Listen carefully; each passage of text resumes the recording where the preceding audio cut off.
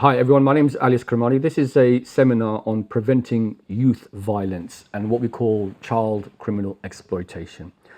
And the whole objective of this seminar is about addressing what we call root causes. Why is it that we're finding increasingly that young people and children on a global level and at the local level are involved in violence, and sometimes quite extreme violence, whether it's gang violence, domestic violence, sexual violence, or extremism-related violence and terrorism.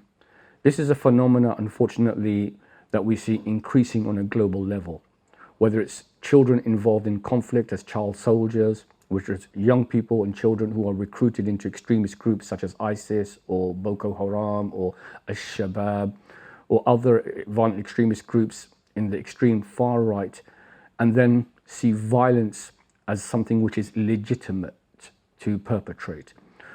Why is this happening? This is a big question. And what are we doing to prevent this? And what are the underlying root causes when we talk about youth violence? Now, an important start point for us is this. I'm going to talk about it from the UK perspective because I feel that sometimes in the UK we are perhaps ahead on some of these issues, and therefore in other countries across Europe and in Sweden, it gives an opportunity to kind of learn from our mistakes as well as some of the good aspects of practice that we have. Now, when a young person goes into prison in the UK for, let's say, a violent offence, in the UK, that will cost around £120,000 per year for that child to be in a prison. And in other countries, it may be more. In other countries, it may be less. Now, for £120,000, you could actually send that child to the best school in the world and the best university in the world. You could provide them intensive psychological support. You could provide them intensive developmental support. Actually, for 120,000 UK pounds, you could actually provide about 10 individuals quite intensive support. It shows you how reactive our system is. That if we put those resources into what we call early detection and early intervention, when individuals start to demonstrate some of the key vulnerabilities towards what we call violence, then we could have prevented it from happening. What's also really quite tragic and quite challenging is in the UK, when it comes to children and young people, over 50% of people in prison at the moment come from what we call a minority background. So what that means is that we are also not very good at reaching children and young people who come from particular backgrounds and engaging them in terms of their vulnerabilities. So this is more than just about resources. This is about changing the whole way that we deal with youth violence. Because the way you prevent youth violence is by building resilience in childhood, and in particular what we call emotional resilience, because violence is a communication tool that young people use to be seen and heard. And as Joe Ehrman says, young boys who don't cry shoot bullets. Unfortunately, when you don't develop the emotional literacy of young males in particular, then you will see how this affects them later on in life. Now, youth violence is a social and emotional development issue, a public health issue that is being dealt with through a criminal justice lens or a counter-terrorism lens.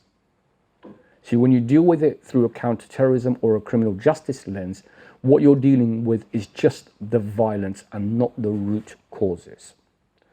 And where you stop violence effectively is when you deal with the underlying social and ecological and environmental factors. And if violence is the epidemic, then the virus which communicates that is trauma. And that's what we've got to deal with in terms of the underlying issues. Now, what does it mean, the public health approach to criminal justice or violence prevention? This is a social ecological model which requires us to really holistically and systematically address the root causes of violence. And what we've learned in the UK and in the US through studies is that when you deal with the underlying social determinants, you prevent violence. Okay, in other words, poverty, inequality, risk factors such as addiction, exclusion from education. Do you know if a young person is excluded from school and they show challenging behavior at school, what do? We often punish them. At no point do we actually realize that there is a reason for challenging behavior.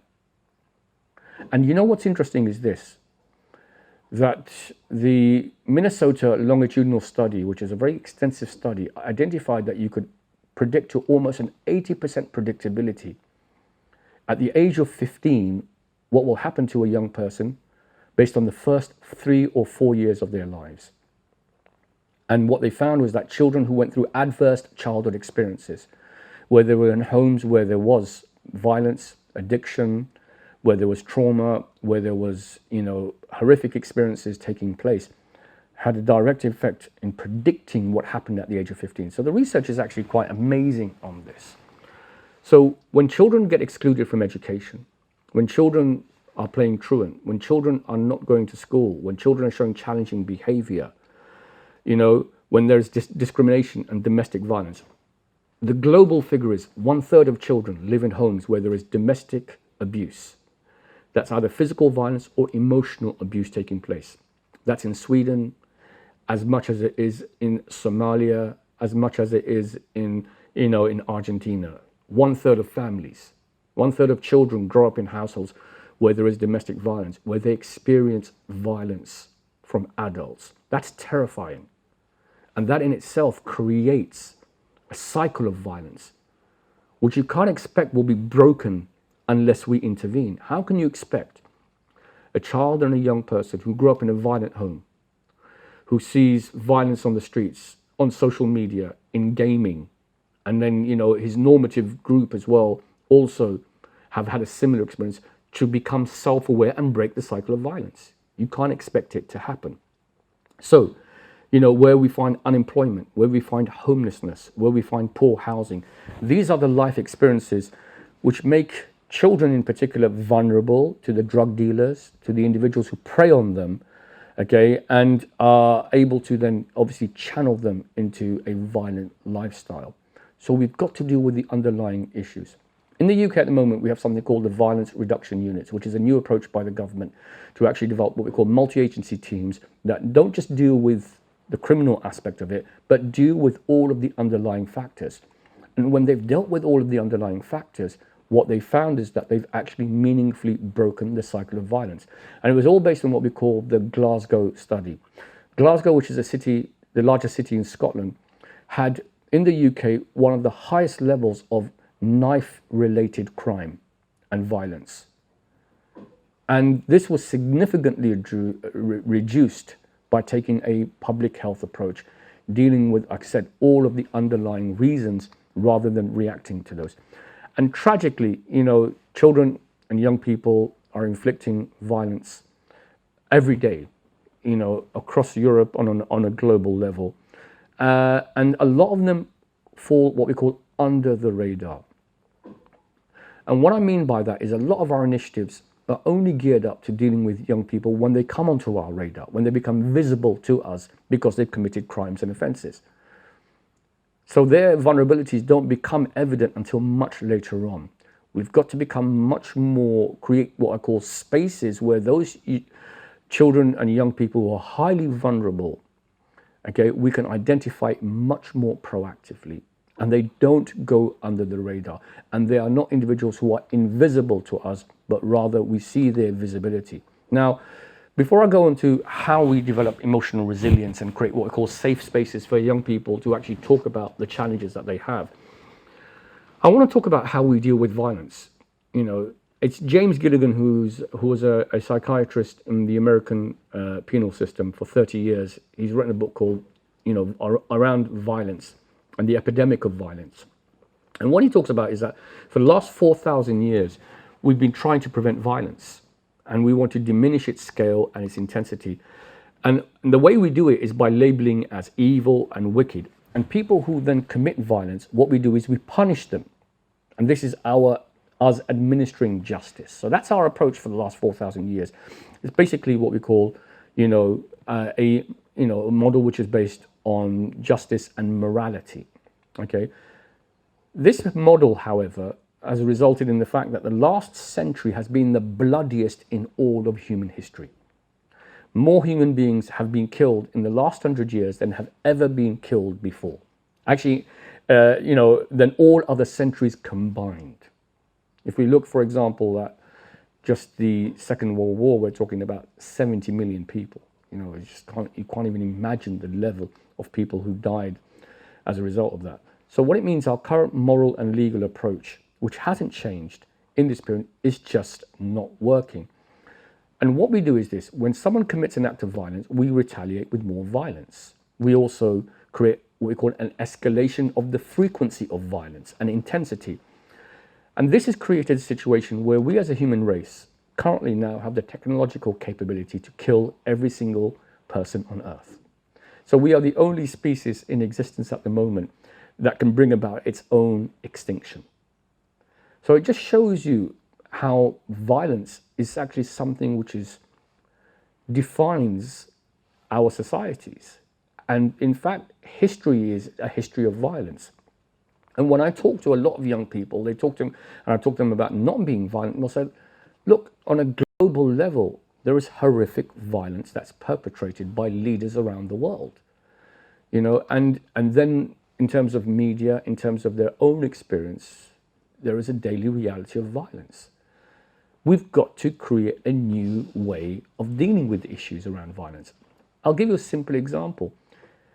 In our school systems, do we have lessons around conflict resolution and minimizing conflict and dealing with the emotional issues which cause violence? In fact, do we have any educational material that we do in terms of teaching children and young people that being someone who resolves conflict has more status, more kudos, and more value than actual violence? In fact, it's nowhere in the school system that we actually teach young people about emotional resilience, emotional intelligence and control, and conflict resolution. So we're not putting tools in the toolbox which enable them to actually desist from violence.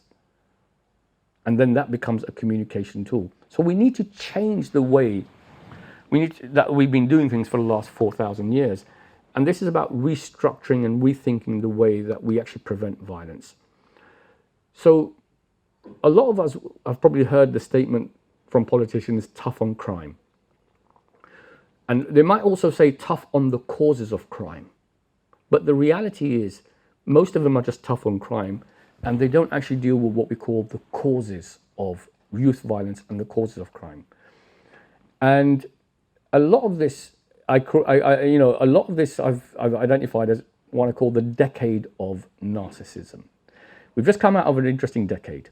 And in this decade, we've seen that we reward as a society narcissism over empathy.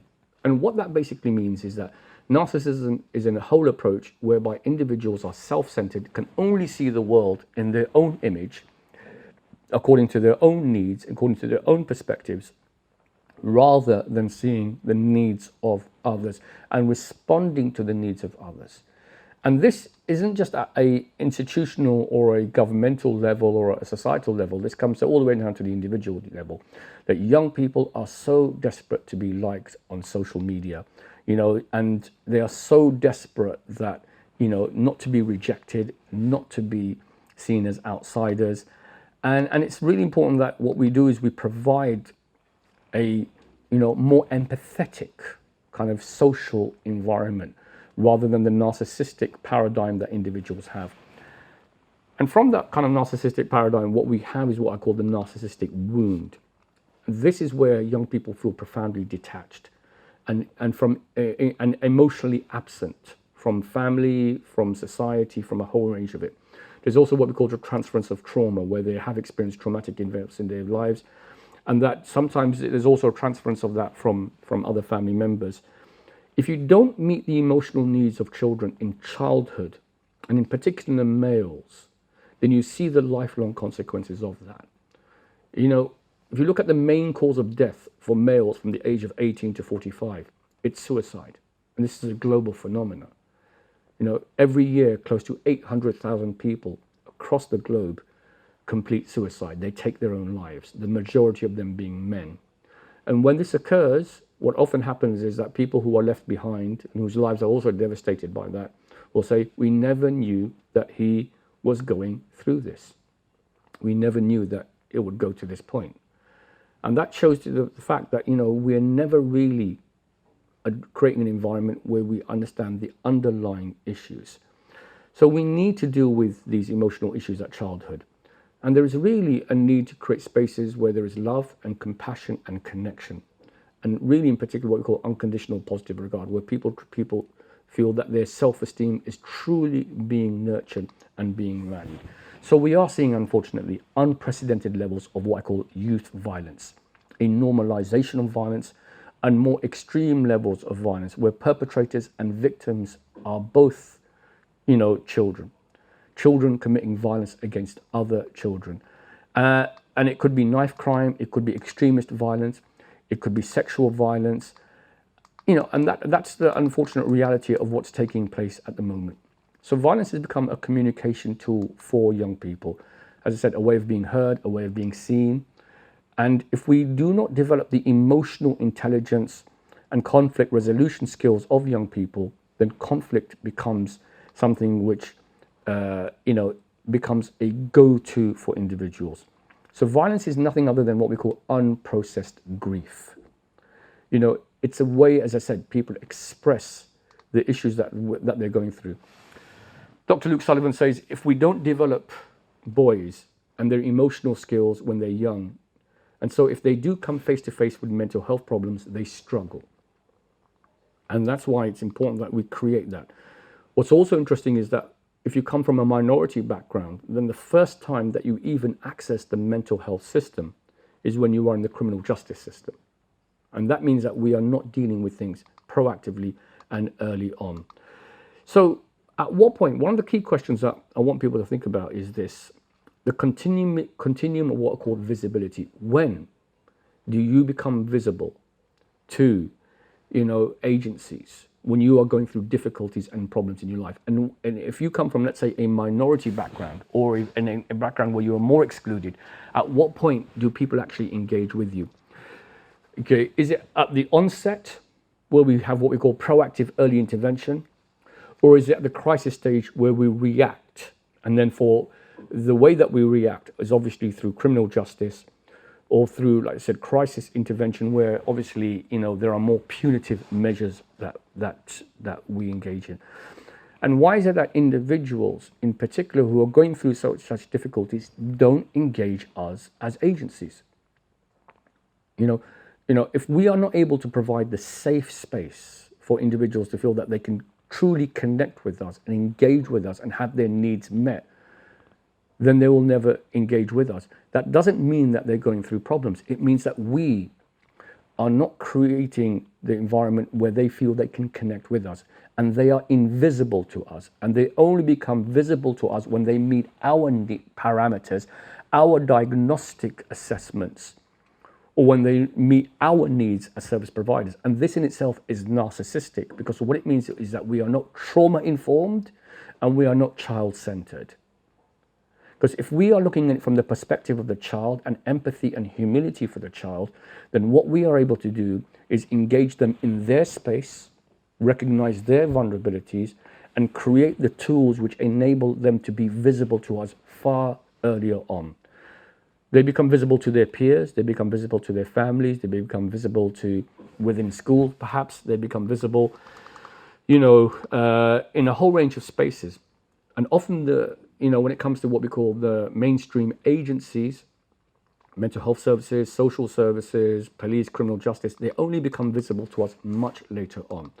So how do we overcome this? How do we create that vulnerability? And ultimately, it comes through engaging young people at these critical junctures when they are, like I said, exposed to vulnerabilities and they are searching for that particular safe space. And what does a safe space look like? First and foremost, It has to be a space which is not stigmatizing, but it's delivered by people who understand the lived reality that young people are going through and how that changes by the minute and the hour.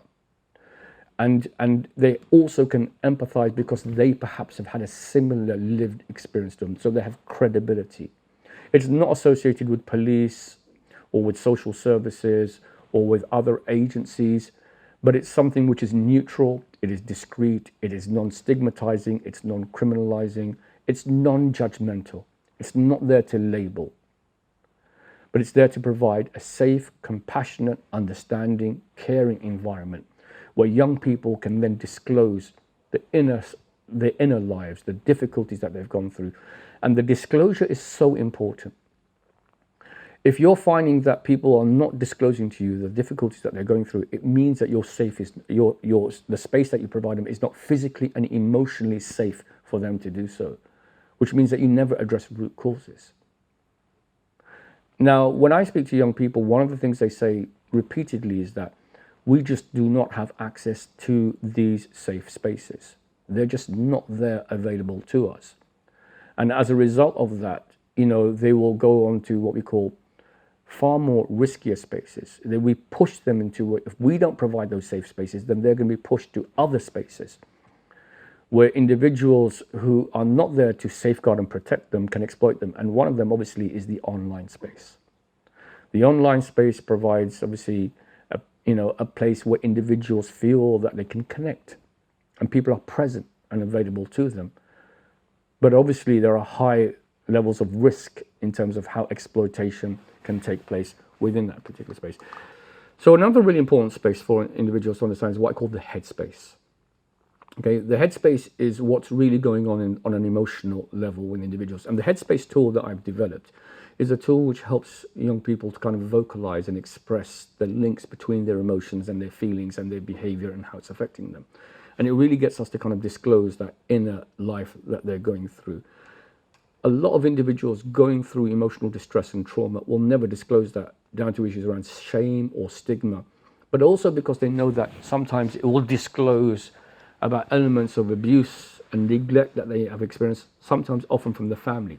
So they don't want to disclose matters which are related to intra-family problems and difficulties, especially from certain cultures where there are high levels of negative social control, and also where there are honor-based issues as well, where people feel ashamed and embarrassed to disclose these issues. But the Headspace tool allows me to map out those emotions and to get that inner self. An individual might talk to me about, look, I've got body image issues, and because of that causes me to have low self-esteem. My low self-esteem, I really hate myself. That's why I'm sexualizing myself at the moment.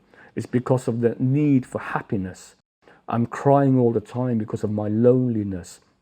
I feel that I'm punished because I don't belong and I'm not being accepted by society. I feel sad because I'm struggling with my identity conflict. That's why I'm self-harming. And individuals may not evidently self-harm. It's sometimes just self-destructive behaviors. I'm just letting myself go. I just let myself fall. I just allow, sometimes I drive recklessly because I want to harm myself. It's all a form of escape because I feel rejected by society. I feel suicidal because I'm alone. So the Headspace tool allows individuals to talk about the distress that they're going through. So if you create spaces which are both emotionally safe and physically safe for individuals, then you will get the disclosure of what's going on in their lives. And then you're able to engage to build the emotional resilience that individuals require to channel them away from negative behavior. One of the important things about safe spaces, we all talk about safe spaces, but very few of us really construct these safe spaces. It takes a long time to build trust and to build credibility with young people that we work with. And that can take time, and it can take almost years, but often it takes minutes to destroy safe spaces. If individuals feel that they are no longer emotionally and physically safe there, or they feel that as a result of engaging these spaces that their lives will be changed, that they will, that this will have a dramatic impact in terms of themselves and their families. So it's important to recognize things take time. And in the development of safe spaces, what's important is that we always prioritize building trust and connection over prescribing and dictating to young people, and co-producing spaces with young people so that they feel it is centered on their needs. And also that we empower young people to provide what I call peer-to-peer support for each other and safeguard and protect each other, rather than us as top-down imposing on that. Our role is to empower and to facilitate and to enable young people to support each other, rather than us offering all the solutions to the challenges that they have. So when we talk about all of these different vulnerabilities, whether it's sexual exploitation, criminal exploitation, violent extremism, adverse childhood experiences, all of these issues, underlying them is that we have to be trauma informed. That, these are manifestations of underlying trauma issues. So these are not what we call new issues, and we shouldn't be reinventing the wheel by saying, okay, this is a new phenomenon that we're going through. The underlying factors are often social, emotional, and psychologically related factors. When children and young people feel that they are disconnected from the solution, they just will not implement it. So that's why, working with them and identifying their vulnerabilities is actually a core part of the process of building kind of meaningful engagement.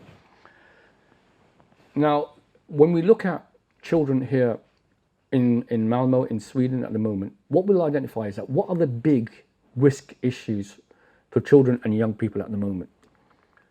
There are gangs and criminality, there is violence, there's sexual violence, exploitation and abuse and trafficking, there's mental health issues, there's addiction and substance abuse, there's social disengagement, then there's also what we call violent extremism and people getting involved in terrorism. Those are the big issues out there. The issues that cause a young person to be pulled into those particular areas are all the same. It's about those vulnerabilities. It's about the trauma and the underlying emotional and social vulnerabilities that they have. Now, if a child or a young person is sucked into what I call one of these particular channels or one of these particular areas, what it indicates is that the individuals who are able to exploit them are far more sophisticated in identifying their vulnerabilities and pulling them into these areas of exploitation than ourselves. But we have to be able to develop more resilience so that our young people are aware of the risks out there and that they don't end up being exploited by individuals who are trying to groom and target them at the moment. In order for us to do that, we have to understand in a dynamic and a fluid way what is going on in the lives of our children at the moment, because it changes by the minute and the hour. What is happening, for example, in the violent extremism space at the moment may look like this today, but next week it's going to be different. Next week it's going to morph, transform, and change. And if we're not aware of that change, we're always playing catch up and we're reactive and we're not ahead of the curve in terms of us building the resilience so that they are inoculated from the negative risks which are out there. Do we know what's going on with gangs and young men in particular who are pulled into drug dealing and gangs at the moment? Do we know why they're being pulled in, how they're pulled in, who's doing it, where it's being done? Because if we're not aware of those pull factors, then how on earth are we going to develop the emotional resilience and push factors so that individuals are pulled away? And I call this the wannabe, gonna be, got to be, become, too far gone. As you are pulled up more and more into each of these particular channels, it becomes more and more difficult for you to exit. We've got to engage them at the wannabe, gonna be stage so that they start to show the early vulnerabilities. So, if they feel that by being part of a gang, this provides them attachment, this bolsters masculinity, but also gives them, some significance and status, as well as, providing from socioeconomically because they can't seem to get a job elsewhere. We've got to be able to provide meaningful alternatives for this. If an individual is being sucked into a gang because of all the pull factors, the only way we push them away from that is providing a stronger, more meaningful alternative, which is holistic and systemic, that deals with all of the underlying factors. Because if it's the same or lesser, there will always be a pull back. For an individual who is being trafficked into sexual exploitation, and an individual who continually goes back to abusers, unless we provide a stronger, more meaningful alternative, there's always going to be a pull back. And that's the challenge that we have in terms of dealing with youth violence and all of these risk issues. We've got to create meaningful, stronger alternatives which build resilience and are push factors that overcome the pull factors. And we have to also be able to engage and be more present at what I call these critical junctures in the online space, in the offline space, and in the headspace. To be much more present at these points so that we provide that real positive experience for them, which allows them to connect to us, and us provide them that normality and that dignity and that belonging and attachment rather than in these dysfunctional spaces. So the channels tool provides a really simplistic way for us to identify the push and pull factors and what's going on at the moment. What's going on, for example, in terms of mental health. And this is a real enormous challenge. That when we look at the fact that because of lockdown and because of what's going on at the moment on a global level, that mental health issues affecting children and young people are actually more prevalent than they've ever been before. And the statistics roughly say 1 in 6 children, young people have a diagnosable mental health problem. So what that means is that we're talking about not 10 or 20 or a couple of hundred, we're talking about thousands of young people in our cities who are experiencing mental health difficulties. However, only about 10 to 20% of them will actually access the mental health system. 80% of them don't. So how do we address their underlying mental health issues? They are self-medicating, that they are either dealing with them themselves and they don't have the emotional skills to do so, or it kind of manifests itself into what I call very challenging or negative behavior. What we're dealing with essentially is the failure to deal with the underlying mental health issues. And if we are not engaging young people, and if they are not telling us the difficulties that they're going through, it doesn't mean they're not out there. It just means our structures and our organizations and our approaches do not create a space where they tell us and they become visible to us. But why are they visible to the individuals who want to exploit and to abuse and to groom and to control them? They're much more visible to them and more present to them than they are to us. So, if we're going to stay ahead of this whole curve, and if we're going to be more proactive, this isn't always about, funding and resources. This is much more about realigning the way that we work and actually focusing on root causes, early intervention, ensuring we create safe spaces, ensuring that we are seen as credible individuals who actually provide and build resilience. Resilience is a really important part of our, toolkit, because it enables us to inoculate young people against many of the risks which are going to be out there, allow them to support each other much more effectively. There's a wonderful African proverb, and it relates to what we call the fundamental human need for belonging and connection. And basically it goes, if the youth are not inducted into the village, then they will burn it down to feed its warmth. It's a very, very powerful proverb, because what it basically says is if young people feel like they are on the outside and they feel rejected and excluded and ignored, from society. And that's what a lot of young people say to me, that we feel we are ignored, we are avoided, our problems are minimized, our problems are just, brushed under the carpet. So if they feel that they are not being really inducted into the village, and it takes a whole village, and it takes a whole community, and it takes a positive social network to provide support for individuals. If they don't do that, then they feel that they're on the outside. And, the metaphor of burning down the village is essentially the challenging behavior that we see, which is out there. And they do it to feel warmth, because, unfortunately, that's where they seem to have a greater sense of belonging and attachment and purpose than elsewhere, in dysfunctional and challenging and extreme groups, rather than in the mainstream of our societies. So creating safe spaces is essentially about that. It's about building that real, place for belonging and for attachment. So I want to finish by saying, look, the issue of violence is a global epidemic. We're seeing this much more, and we're seeing children and young people. We've got to break the cycle. We've got to stop addressing what we call the symptoms and the manifestations of violence. And we've got to deal with the underlying root causes. Until we do that, then all we're doing is essentially, just reacting to the situation and not breaking cycles of behavior.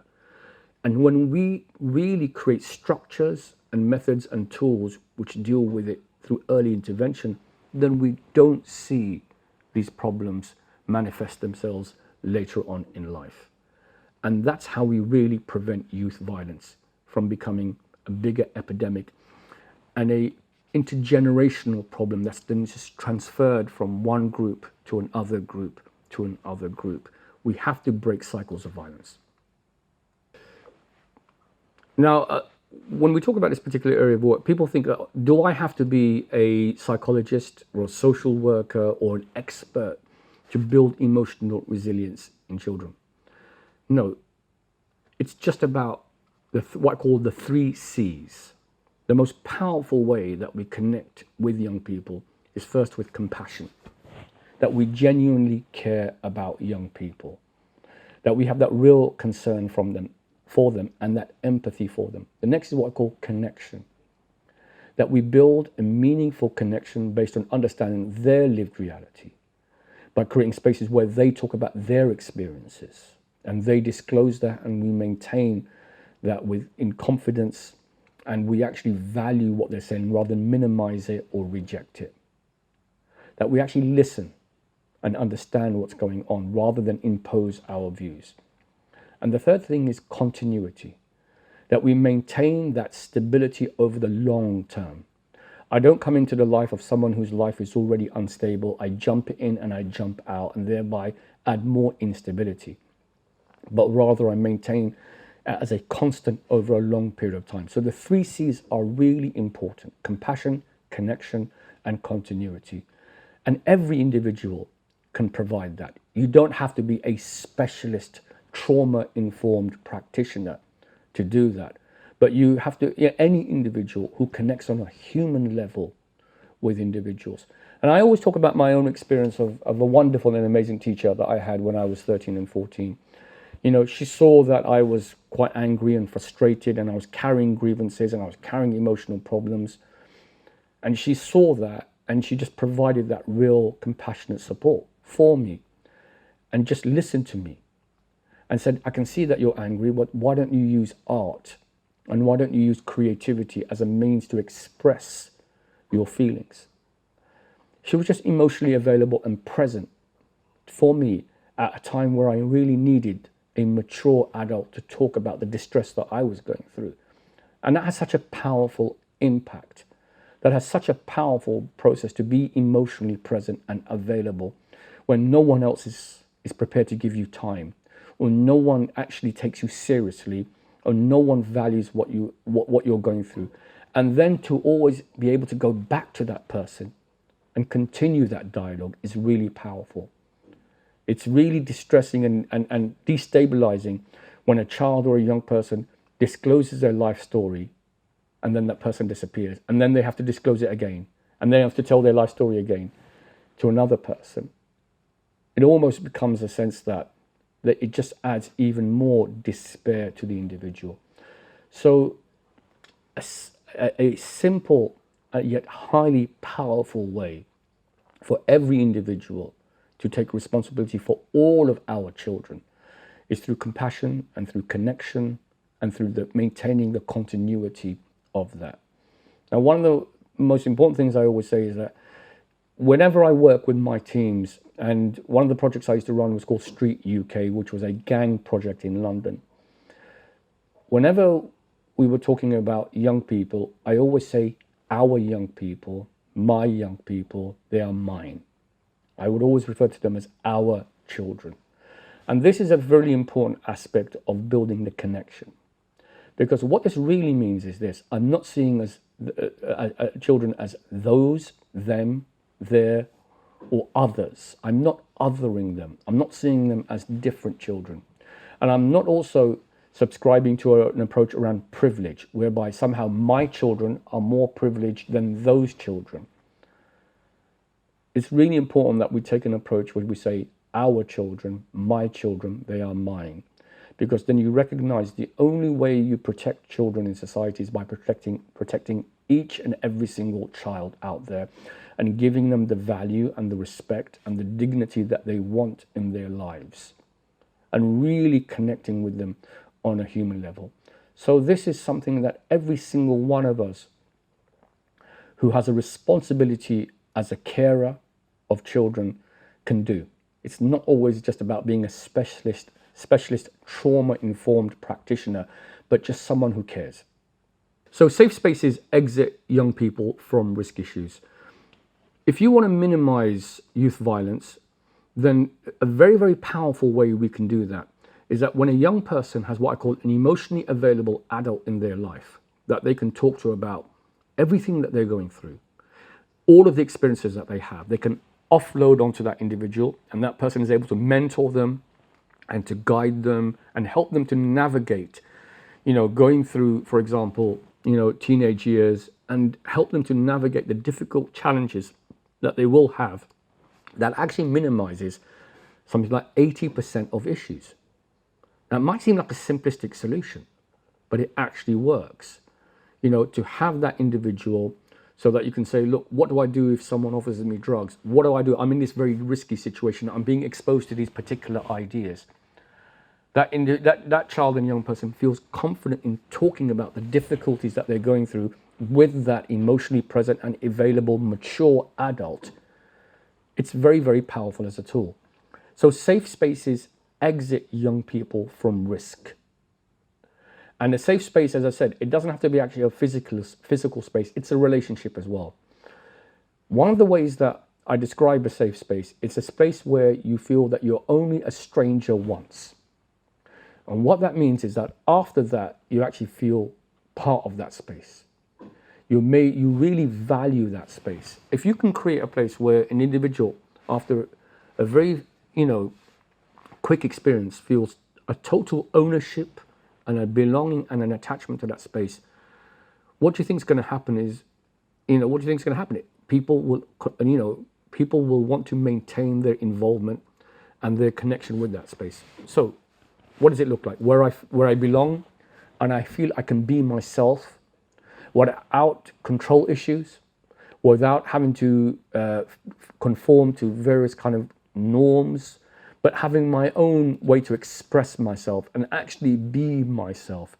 It's neutral and discreet, so it's under the radar.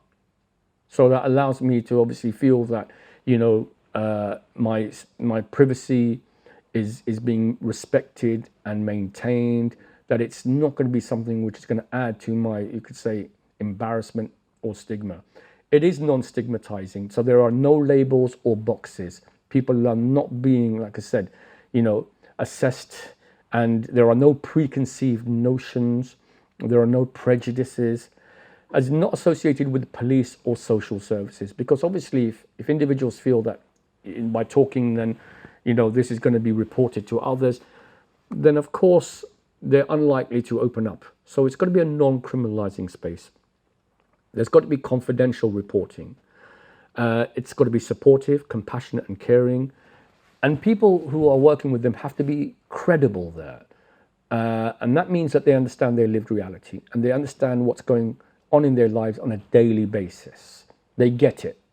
They also understand their culture. They're culturally competent. So they understand the cultural backgrounds of their families. They understand, obviously, all of those nuances and the experiences that they have. And it's accessible and it's available. And it's not something which is 9 to 5, because individuals will not be present 9 to 5. It's got to be 24/7. In fact, one of the things I say is that my work hours are from 3 o'clock till 3 o'clock, because that's when young people want me, from 3 o'clock till 3 o'clock. If I say that I'm only available at 10 o'clock in the morning and you have to come to my office, you immediately now are eliminating access, okay, for individuals, because they can't access you, because that's based on your parameters and not their parameters. So that's what a safe space looks like. And when you create that, it actually reduces risk issues. And it also makes you aware of what the emerging risk issues are as well, because young people become your eyes and ears. They disclose to you what's going on in the lives of other young people. They tell you how, for example, the social media space and extremist ideology or drug-related activity and substance abuse, how it's affecting young people. So therefore, you're able to stay ahead of the curve and you're able to actually, build resilience rather than be reactive. Now, another important aspect of building emotional resilience, especially in boys, but of course not exclusive, this is something which is also really important for girls as well. But why I'm focusing on boys in particular is because the links between men and violence. And this is what we are going to elaborate on this in another one of our sessions around masculinity and toxic masculinity and the links between masculinity and violence. We've got to be able to create greater emotional literacy in boys in particular. And you've got to start at a very young age. You see, if boys feel from a young age that they are programmed to be tough, not to show emotional vulnerability, not to cry, and we hear it, don't be a pussy, don't be a girl, don't cry, be a man, toughen up. It's bizarre that, on a global level, boys are told this by their peers, by parents, on a societal level. And as a result of that, they become fearful of actually talking about their feelings and the thoughts that they're going through. Okay, and this really undermines emotional development. So what do boys need? What do boys need? It's really important. And young men as well. We need to develop what I call more emotional intelligence. We need to develop more emotional vocabulary and literacy.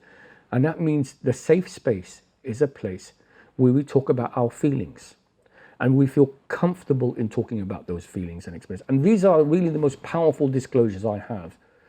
Whichever individual I work with, whether it's an individual who's been in a gang or who has serious mental health problems related to trauma, or is an extremist group, the real moment where you can see that you can break the cycle is when an individual finally opens up about the emotional experiences that they've had in their life.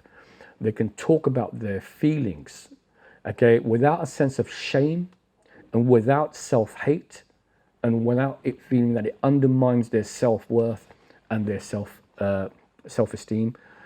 And therefore, they're able to actually become self-aware and overcome mental health problems. And it's really important that we move from what I call from childhood to puberty, because this is really a lot of this is the kind of key transition. It's one of the most significant transitions for human beings, from childhood to adulthood, from boys to men. And what we're finding is that there's an increasing gap between biological and psychological development and emotional development. We're not equipping people with the emotional tools and skills to deal with that. So when boys then are exposed in teenage years to difficulties, why do you think drugs or alcohol or sex or other kind of dysfunctional behaviors become coping mechanisms or means for them to deal with emotional problems? So developing emotional literacy, developing really powerful transition into puberty, engaging the inner life, and what that means is developing an emotional vocabulary that helps people to understand themselves better and manage their own emotions better as well. To recognize that, you are going through challenges and difficulty. It's nothing wrong with being sad or having fluctuations in your emotions. The safe spaces, as I said, are also really important because, you have to maintain dignity of every human being. And, for boys who are going through difficult feelings, who feel that they can't talk about those experiences, maintain those safe spaces. It's really important that that we talk, learn, and express feelings, and it's maintained in a safe way. It's also got to be mind, body, and soul. It's got to be holistic. It's got to be an approach which we recognize as we develop emotional skills. Let's also develop social skills and also physical skills as well, so that they are all in harmony with one another. Dignity, empathy, and connection is really important to overcome what I call shame and guilt that individuals go through. If a young boy, for example, is brought up to feel ashamed about certain behaviors and then to have to toughen up, and then it becomes very difficult for them to then talk about feelings and difficulties that they're going through without feeling shame and guilt. And this has a really significant effect later on in life because they carry guilt and shame. So that's why safe spaces where young people can actually feel that they are able to talk about issues without increasing levels of guilt and shame, and then solve problems. It allows boys to feel stronger, and it allows them to actually replace guilt and shame actually in a positive way. One of the important things that we've got to now to realign is to actually get people, boys in particular, to recognize that emotional courage is real courage and resilience.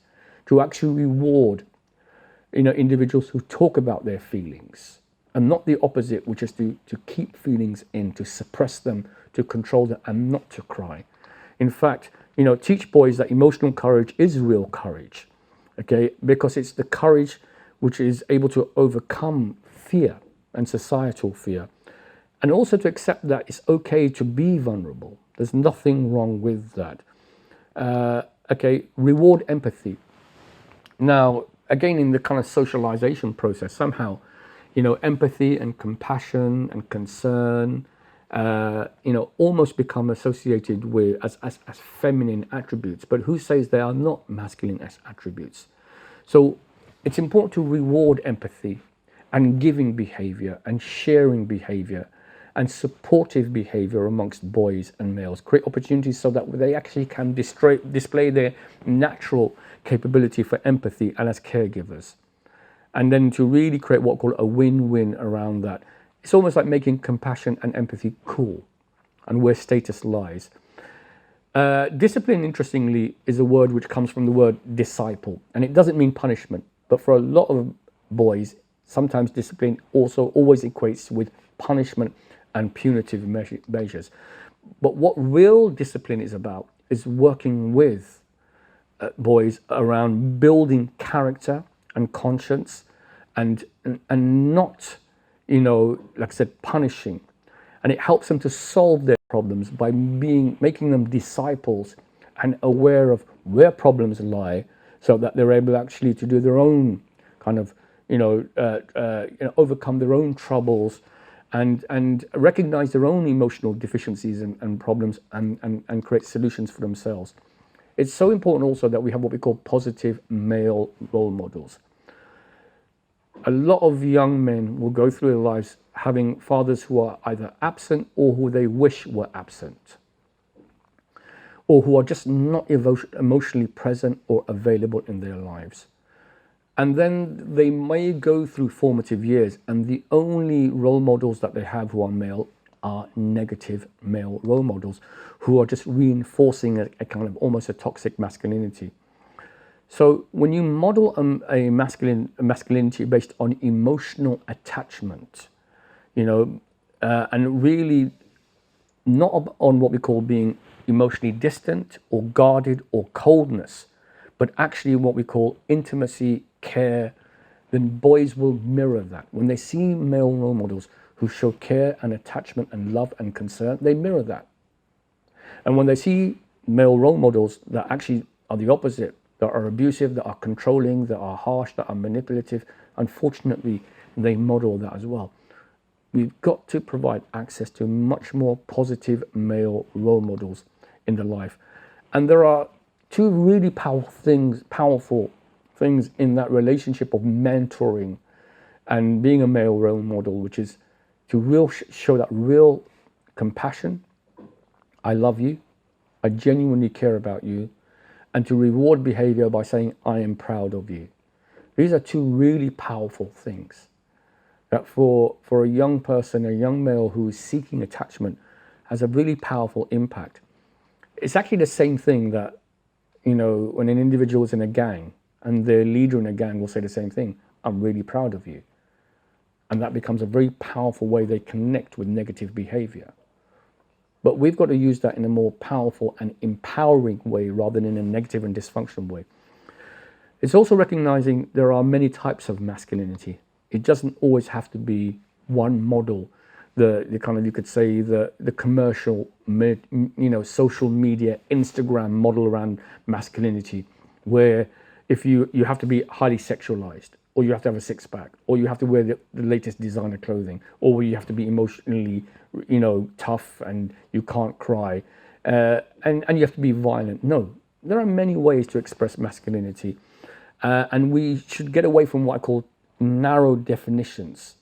Okay, there are many ways to be brave, to be good, to be a father, to be loving, to be strong, and to be successful, and they don't have to conform to the social media representations of masculinity. We've got to get young people, young boys in particular, to embrace what I call vulnerability. Once you understand, it's all right to be vulnerable, and it's all right to feel, that, I'm not always feeling good. You don't always have to be tough. You don't have to hide vulnerabilities from yourself and from others. In fact, talking about vulnerabilities, as I said, is real courage, because it allows you then to become resilient and to inoculate yourself and to overcome and break cycles of behavior. So embracing vulnerability is really important, and to do it in a way which doesn't make people feel exposed or ashamed. You see, boys crave love and acceptance. They want to be cared for. It's just our kind of whole approach to masculinity in transitional years actually suppress the natural need that they have. So we no longer we stop hugging, and we stop showing that concern, and we stop showing that connection for boys in particular, and it really creates a deficit from them. The only way to make a difference with a boy is to give him a powerful experience that speaks to his inner life, which speaks to his soul, and lets him know that he's entitled to have the full range of human experience, that he's loved, that he's cared for, and that other men are emotionally available for him. Strong and healthy boys are made strong by affirmation of their humanity. And we can't expect boys to be good men if they don't see good men. In fact, Frederick Douglass put it in an amazing way. He says, it is better to build strong boys than to repair damaged men. And when we have damaged men who have gone through all of these experiences that I've said, they've gone through the trauma, they've gone through the emotional suppression, they've gone through the shame and the guilt. They've had all the negative experiences because no one was emotionally present and available for them. You see the damage that creates. And then in terms of a trauma model, what we have is then a cross-generational transference of trauma, where it goes through generations from grandfather to father to son, and they continue to transfer it until we break the cycle. So it's better to develop strong boys than to repair damaged men. Every time, so we're in a presence, if we really want to be proactive, when we're with children, it's so important to say, you recognize that, this is a child full of dreams, full of feelings, full of aspirations. And it's important, it's very powerful for us to nurture and enable and allow that to grow in a safe way and in an emotionally resilient way. Otherwise, if we don't do that, then the negative consequences are that it has an impact on all of us in society.